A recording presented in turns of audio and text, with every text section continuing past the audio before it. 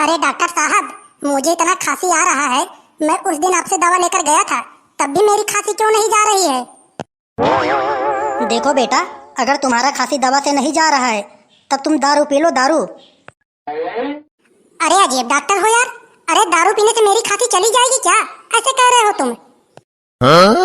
अबे दारू पीते पीते मेरी बाप की पूरी प्रॉपर्टी चली गई, सारा का सारा रुपया पैसा चला गया, खुद मेरा बाप चला गया। अबे तेरी खांसी क्यों नहीं जाएगी?